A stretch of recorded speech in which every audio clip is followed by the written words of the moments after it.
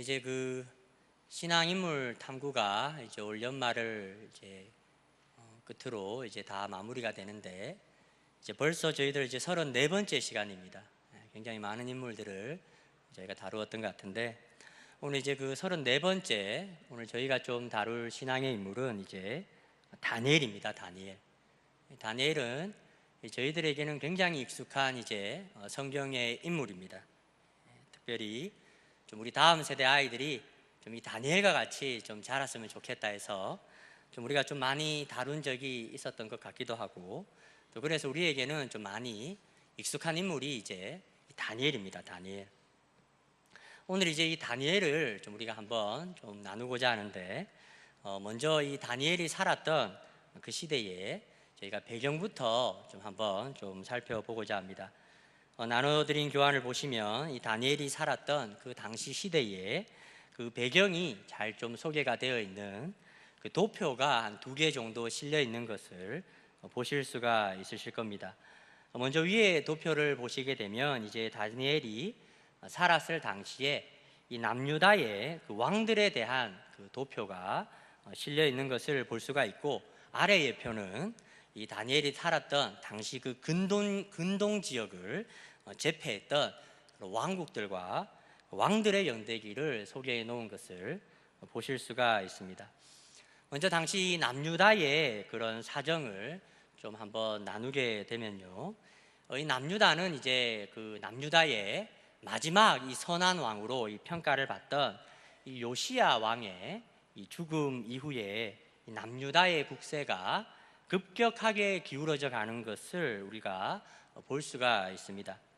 요시야 왕 뒤에 그의 세 아들과 또 손자 여호야긴까지 이 4번에 걸쳐서 이 왕들이 뭐 바뀌곤 했지만 결국 이 시드기야가 왕이 되어서 그의 통치 11년째 되던 해에 이 바벨론의 이 3번째 이 침공에 의해서 이제 남유다라는 나라가 지도상에서 완전히 이제 사라져 버리게 됩니다. 좀 쉽게 이제 당시의 이야기를 좀 하게 되면, 좀 성경적으로 좀 이 당시 이야기를 조금 하게 되면, 이제 당시에 이 유다의 왕들과 또 백성들이 이 강대국 사이에 있었죠. 이제 당시에 이제 애굽과 바벨론이라는 굉장히 강한 그런 나라들 사이에서 좀 하나님을 좀 온전히 신뢰하고 좀 바라지 못하고 좀 인간적인 그런 계산이나 그런 정치적인 어떤 논리에 의해서 그런 줄타기를 했다가 이제 굉장히 좀 비참하게 이 나라가 무너지게 되는 일들을 이제 이 다니엘이 살았던 그 시기에 일어났었다라는 겁니다. 오늘 이제 저희가 그 가운데서 특별히 이제 다니엘을 살펴볼 텐데, 이제 이 다니엘은 이제 특별히 그 요시야 왕의 그런 아들들 중에 특별히 여호야김 왕 통치 시기에 그가 이제 재임하던 이제 3년째 되던 해에 이제 바벨론의 이제 1차 침공 때에 이제 그 다니엘이 바벨론의 포로로 잡혀가게 됩니다. 이제 이때 이제 주로 잡혀갔던 사람들이 이제 왕족과 이 귀족들 또 그들의 자제들이 이렇게 많이 사로잡혀갔었는데, 이건 이제 저희도 이제 역사를 조금 아시는 분들은 익숙하죠. 바로 이제 이 남유다로 하여금 좀 딴 생각을 못하도록 하고 좀 바벨론의 말을 좀 잘 듣도록 하기 위해서 이제 볼모로 이제 왕족의 자녀들 또 귀족의 자녀들을 이제 잡아갔었다라는 겁니다.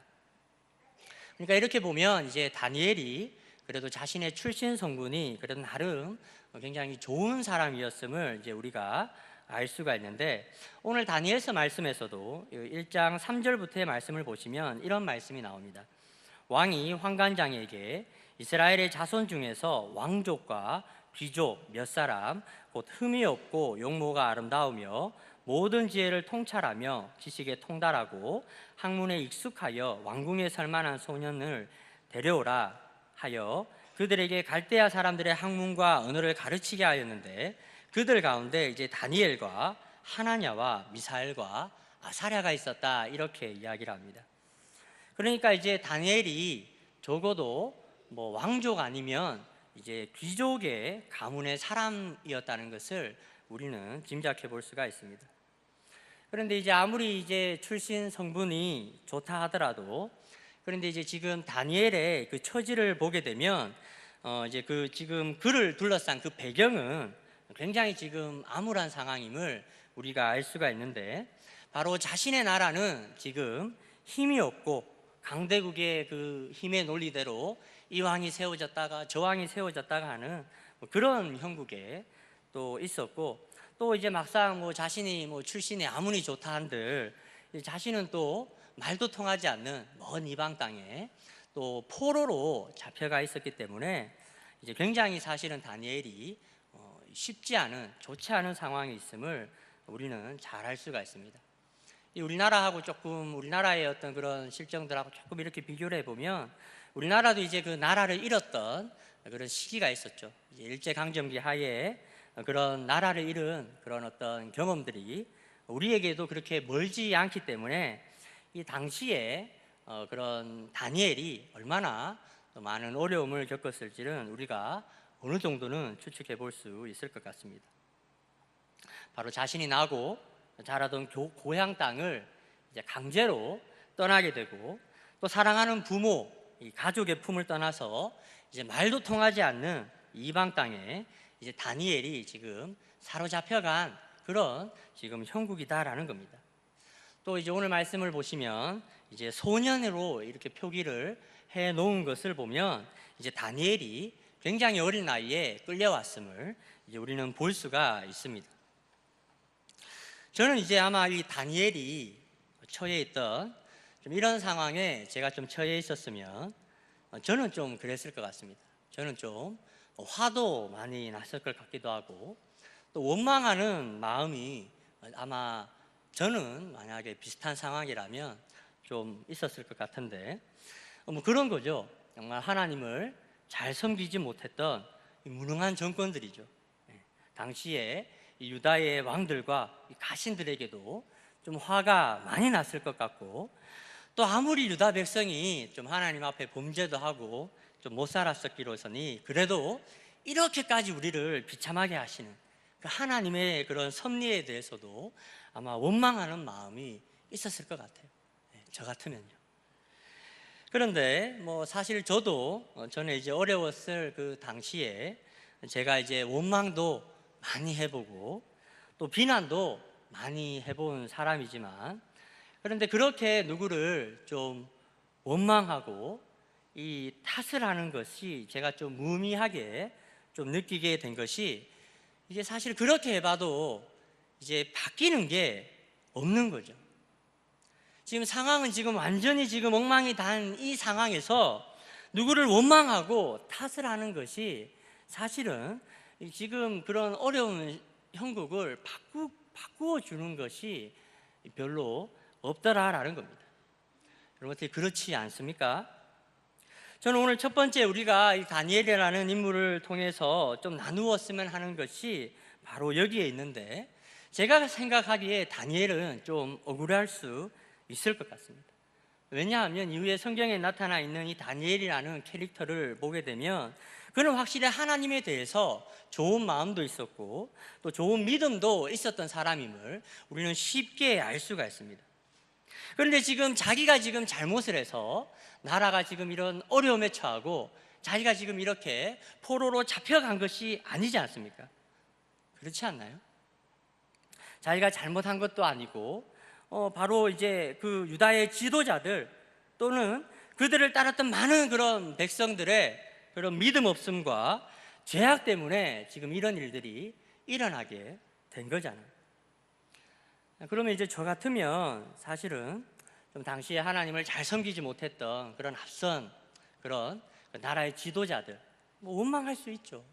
또 비난할 수도 있었을 것 같습니다. 그런데 오늘 말씀에 이 다니엘을 보시게 되면, 근데 다니엘에게서는 그런 모습을 찾아볼 수가 없다라는 겁니다. 그는 그렇게 하지를 않았다라는 겁니다. 우리 오늘 말씀의 1장 8절을 보시면 이렇게 이야기하는 것을 우리가 볼 수가 있죠. 다니엘은 뜻을 정하였다. 다니엘은 뜻을 정하였다. 이렇게 이야기를 합니다. 충분히 자신의 그런 비관적인 상황들을 원망할 수도 있고 또 충분히 비판적이 될 수도 있지만 다니엘은 이렇게 도리어 뜻을 정하였다, 이렇게 이야기를 하는 것을 볼 수가 있습니다. 그러면 그가 어떠한 뜻을 정하였는가?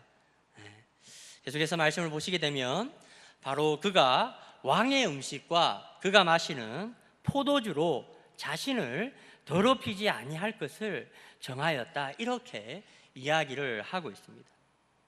자신을 하나님 앞에 이 정결하게 지키고 싶은 그 뜻을 그가 정하였다라는 겁니다. 자신들의 선조들이 하나님 앞에서 실패하였던 그것, 우상을 섬기고 하나님을 떠나서 이 세상에 하나님보다 더 좋아 보이는 것들을 음란하게 위하고 바라고 탐하였던 그러한 것들로부터 나는 정결함을 지키겠다, 그러한 어떤 결단들을 하나님 앞에 뜻을 두고 그렇게 결정을 내리는 다니엘의 모습을 볼 수가 있다라는 겁니다. 이러한 결정을 내린 오늘 다니엘이 이후에 어떤 경험들을 하게 됩니까? 오늘 말씀은 이야기를 하는 거죠. 9절 말씀을 보시면 하나님이 다니엘로 하여금 환관장에게 은혜와 긍휼을 얻게 하였다. 그리고 이제 환관장과 그런 이야기를 합니다. 열흘의 시간을 달라. 그리고 한번 시험하여 보자. 여러분, 그래서 그 결과가 어떻게 나타나게 됩니까? 15절 말씀을 보시면 열흘 후에 그들의 얼굴이 더욱 아름답고 살이 더욱 윤택하여 왕의 음식을 먹는 다른 소년들보다 더 좋아 보였더라. 그러면 이렇게 다니엘이 이렇게 자신들이 하나님 아버지 앞에 뜻을 두고 그것을 또 한번 시험하여 보았을 때 정말 이러한 결과들이 나타나게 되었을 때, 그럼 다니엘이 또는 그와 함께 했던 그 친구들이 무엇을 좀 느꼈겠습니까? 하나님이 정말로 이렇게 진실로 우리와 함께 하시는구나. 정말 하나님 앞에서 정말 진실과 정의로 행하는 사람들과 하나님께서 정말 함께 해주시는구나, 이러한 것들을 이제 그들이 느끼게 되는 거죠. 그리고 17절의 말씀을 보시면 이들이 그러한 일들을 겪은 후에 하나님께서 어떻게 행하셨는가 하면 바로 이 네 소년들에게 학문을 주시고 모든 서적을 깨닫게 하시고 지혜를 주셨으며 특별히 다니엘에게는 모든 환상과 꿈을 깨달아 알도록 해 주셨다, 이렇게 이야기를 합니다. 그리고 기한이 차서 이들이 왕 앞에 서게 되었을 때 이제 이들의 지혜와 총명이 그 나라에 있던 모든 그런 술객과 박수들보다 10배나 더 탁월하게 보이도록 하나님께서 그들을 높여주시는 것을 볼 수가 있습니다. 저도 전에 또 저의 모습을 좀 생각을 해보게 되면 이제 당시 그 좀 주어진 그런 어려운 환경 속에서 제가 참 이렇게 세상을 또 많이 원망하기도 했었고 또 하나님을 원망을 많이 했었던 것 같아요. 그리고 또 이 마음이 굉장히 날카로워져서 또 많은 사람들에게 좀 이렇게 날선 그런 비판의 화살들을 날릴 때가 많았던 것 같습니다. 그런데 그렇게 마음에 그 뾰족한 것들을 가지고 세상과 하나님을 원망해봤자, 사람들을 탓하여봤자 거기에 열매가 없더라고요. 우리가 한두 번 또 상한 마음에 또 우리가 분노할 때도 있고 또 마음에 뾰족한 것이 또 우리가 또 품을 수도 있지만, 그런데 제가 보면 그것이 길게 가면 그것이 그렇게 좋지가 않은 것 같습니다. 그것이 해결해 주는 것이 아무것도 없더라라는 겁니다. 또 바뀌는 것도 아무것도 없어요. 또 그와 같은 그런 어떤 판단으로 제가 세상을 심판하는 게 그게 정말 정의로운 심판이 될 수 있겠습니까? 그러면 심판은 하나님께 속해 있는 것이기 때문에 우리는 함부로 사람을 판단할 수도 없고 또 세상을 어떻게 또 이렇게 심판할 수도 없죠. 주님 말씀에 심판은 하나님께 속한 것이고 원수 갚는 것이 하나님께 속한 것이기 때문에 너희는 비판하지 마라. 너희는 제발 좀 헤아리지 마라. 너희가 만일 나의 이런 말을 무시하고 누군가를 판단하게 된다면, 누군가를 너희가 또 비난하고 또 헤아리게 된다면 너희는 도리어 그 비판으로, 그 헤아림으로 너희도 똑같이 당하게 될 거다. 그런 말씀 우리가 너무나 잘 알고 있잖아요. 제가 그렇게 앞에 계신 목사님들 제가 막 비판하고 또 우리 목사님 참 사랑이 없다 뭐 이렇게 제가 이렇게 막 이렇게 이야기하고 그랬는데, 이 주님의 말씀이 참 이 능력이 있는 게 제가 정말 지금 주님의 말씀대로 이루어지고 있는 것을 제가 정말 요즘 정말 요즘 많이 이렇게 절실하게 많이 경험을 하고 있습니다. 또 이제 사실 한국 교회를 또 좀 보게 되면 사실 또 많은 어려움들을 또 겪고 있는 것을 우리가 볼 수 있습니다. 그러면 많은 사람들이 아마 오늘날 교회의 모습을 보고 아마 또 할 말이 많죠. 사랑이 없다. 또 정과 다르다. 더 이상 사람들이 하나님을 잘 찾지 않는다. 그런 말들을 우리가 쉽게 할 수 있습니다. 또 이제 뭐 여러 가지 그런 윤리적인 그런 문제들이 또 매체에서 막 보도되는 것들을 보게 되면 또 정말 할 말이 많죠. 요즘은 제가 목회자인 게 그렇게 부끄러울 수가 없습니다. 밖에서 우리 사랑부 아이들을 만나면 저 멀리서 우리 아이들이 반갑다고 목사님 하고 막 손을 흔드는데 그럼 사람들이 다 쳐다보잖아요. 그럼 막 그들이 이렇게 보내는 시선을 이렇게 처리하는 게 저는 굉장히 좀 어렵더라고요. 그러니까 전에 이제 사무엘 목사님이 계실 때 하셨던, 그게 벌써 몇 해 전인데, 서울에서는 밖에서 목사님을 만나게 되면 목사님으로 부르지 않고 선생님으로 부른다 이렇게 이야기하는 그런 우픈 이야기도 좀 생각이 나곤 했습니다. 근데 사실 그런 이야기들을 하는 사람들은 많은데, 또 이렇게 비판하는 사람들은 정말 많은데, 정말 오늘 이 다니엘처럼 자신의 그런 실패한 선조들의 그런 모습들을 보면서 좀 반성하고 나부터는 그러지 말아야 되겠다라고 해서 좀 하나님 아버지 앞에 좀 뜻을 세우면서 행하는 사람들은 그렇게 많지가 않은 것 같아요. 오늘 저와 여러분들은 좀 어떠합니까? 말하는 사람도 많고 말하기를 좋아하는 사람은 정말 많은데 하나님 앞에 뜻을 세우는 사람이 그렇게 많지 않습니다. 주님 말씀처럼 인내하며 그렇게 살아내는 사람들이 그렇게 많지가 않다라는 겁니다. 여러분, 그러나 분명히 우리가 기억해야 할 것은 하나님의 살아계신 역사는 우리가 상황을 비관하고 누군가를 탓하고 잘잘못을 따지고 원망하는 데에서는 결코 일어나지 않는다라는 겁니다. 오늘 다니엘처럼 하나님 앞에서 뜻을 세워서 정말 실패한 나의 선조들처럼 나도 그렇게 살지 않겠다, 나는 하나님의 뜻대로 살아가려고 그렇게 뜻을 세워서 행하는 그러한 사람들에게 바로 하나님께서 함께 하시는 역사들을 우리가 경험을 할 수 있다라는 겁니다. 여러분, 어떻게 이것을 믿으십니까? 저는 오늘 이곳에 나오신 성도분들께서는 정말 좀 뜻을 세워서 정말 하나님 아버지 앞에 행함으로 정말 여러분들의 삶에도 정말 하나님께서 이 다니엘에게 베푸셨던 그 은혜와 긍휼과 또 하나님께서 함께 하시는 그런 역사들을 경험하시게 되는 그런 성도분들이 되셨으면 좋겠습니다.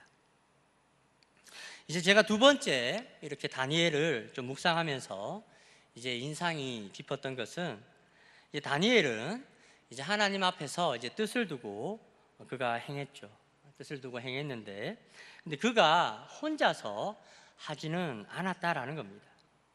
오늘 말씀을 보시면 다니엘은 하나냐와 미사엘과 아사랴라는 귀한 믿음의 사람들과 그가 함께 하였다라는 것을 우리는 볼 수가 있습니다.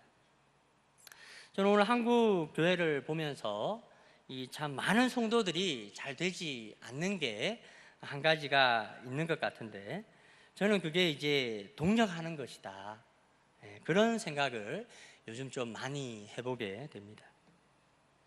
서구의 이제 사회에서는 이제 학교에서 수업을 할 때면 이제 뭐 아이들 앞에 어떤 문제를 던져주고 또 서로의 생각들을 정말 자유롭게 또 이렇게 토론하고 뭐 그런 시간들을 좀 가지는 경우가 많이 있다고 합니다.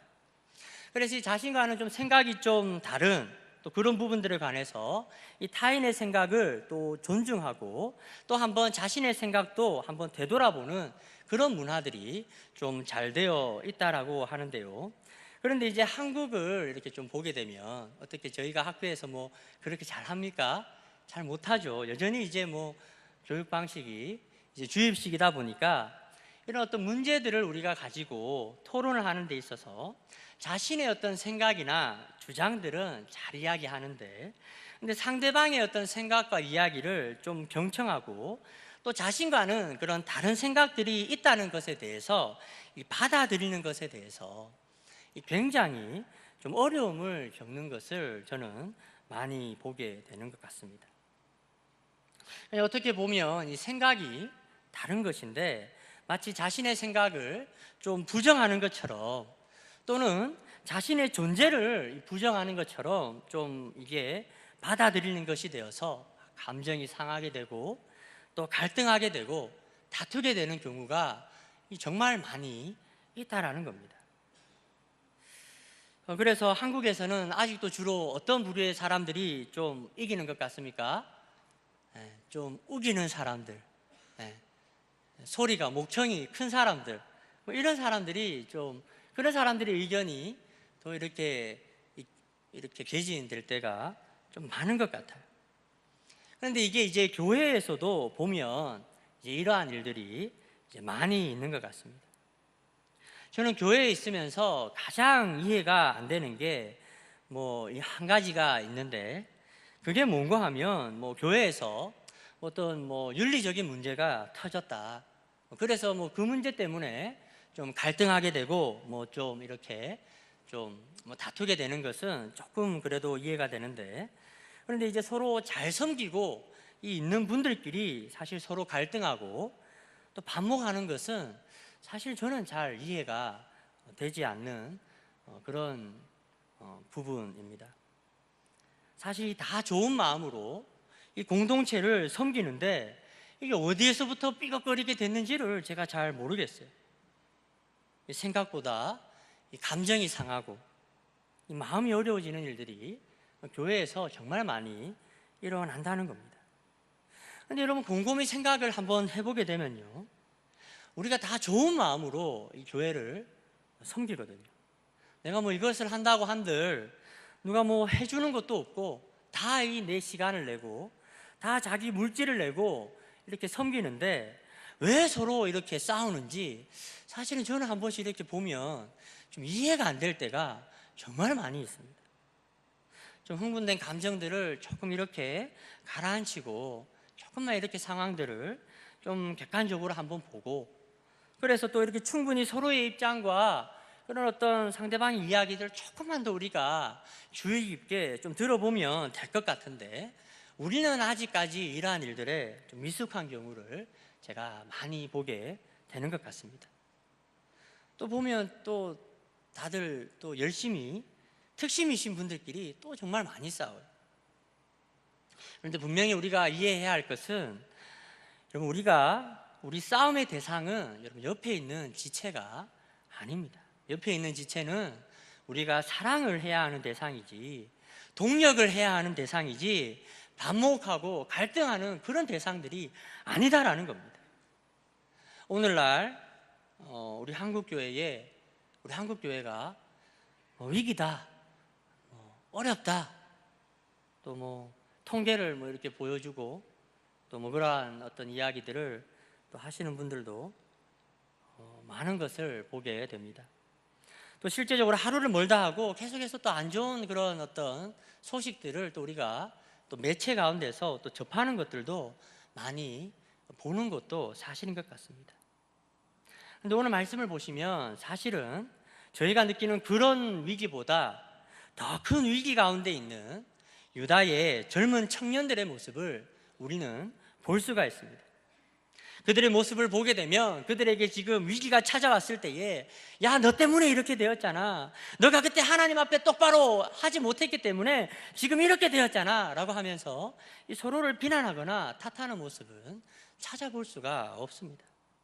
도리어 그들은 뜻을 세웠고 하나님 앞에 자신들의 정결함을 지키려고 애를 썼을 뿐만 아니라 서로 그런 위기의 때에 이렇게 모여서 한 마음으로 기도하고 자신들에게 그런 찾아온 그런 많은 그런 위기의 때와 순간들을 극복하는 모습들을 우리는 볼 수가 있다라는 겁니다. 여러분, 오늘 조국교회가 위기 가운데 있다, 또 어렵다, 이렇게 이야기는 많이 하지만 그러나 여전히 우리들 안에 보게 되면 여전히 교회 안에서는 아직까지 하나가 되는데 미숙하고 반목하고 갈등하고 다투게 되는 일들이 많이 일어나고 있습니다. 여러분, 그러면 어떤 일들이 일어납니까? 우리는 아무런 역사도 경험할 수가 없습니다.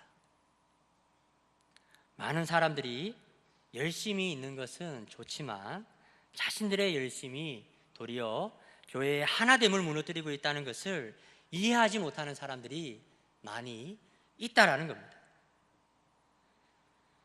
우리를 교회로 모이도록 하셨을 때, 하나님 우리를 교회로 모이도록 하셨잖아요.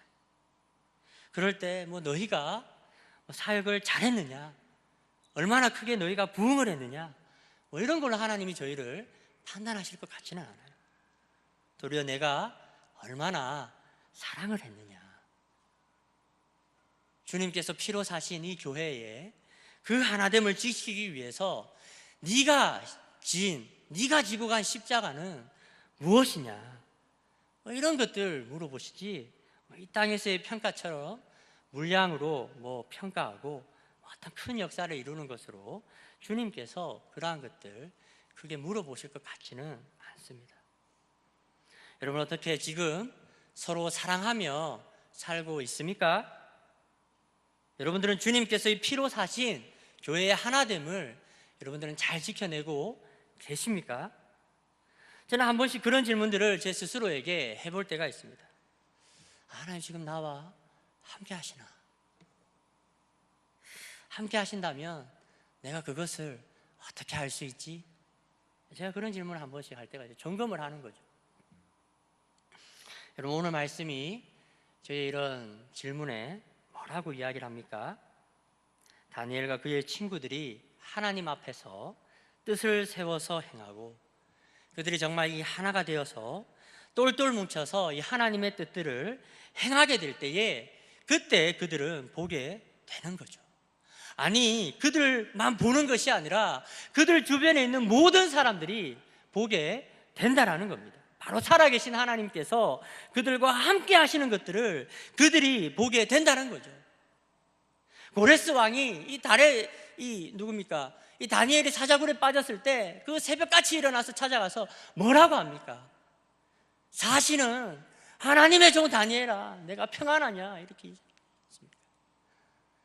다니엘이 정말 살아있을 때 뭐라고 고백합니까? 너희 하나님은 정말 살아계신 하나님이시구나. 우리만 그것들을 경험하는 것이 아니라 저 세상이, 하나님을 알지 못하는 저 세상이 하나님을 경험하게 되는 그런 역사들을 우리가 언제 경험하게 됩니까? 우리가 다니엘처럼 다시 한번 뜻을 세우고 하나님께서 우리에게 허락하신 그런 이런 귀한 그런 공동체의 그런 하나됨을 우리가 지켜낼 때, 그때 우리가 이러한 역사들을 우리가 볼 수가 있다라는 겁니다. 여러분, 저는 오늘 우리가 다시 한번 우리 스스로의 모습들을 좀 돌아보아야 한다라고 생각합니다.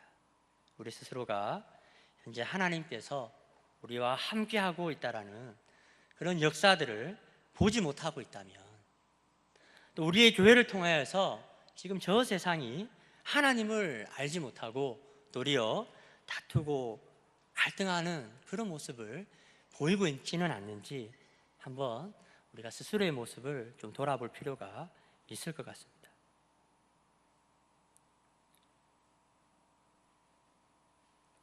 또 이제 다니엘의 모습처럼 또 그동안 또 너무 이렇게 매너리즘에 빠져서 또 이렇게 습관적으로 신앙생활 하셨던 그런 분들이 있으면 여러분 다시 한번 좀 하나님 앞에 뜻을 세워서 좀 나아갈 수 있는 여러분들이 되셨으면 좋겠고, 또 여러분 우리는 혼자서는 설 수가 없습니다. 우리 옆에 있는 지체들을 정말 우리가 아끼고 또 사랑하고 또 주님께서 허락하신 그런 교회의 하나됨을 잘 지켜 행할 때 그때 하나님께서 역사하시는 것을 우리가 볼 수가 있게 됩니다.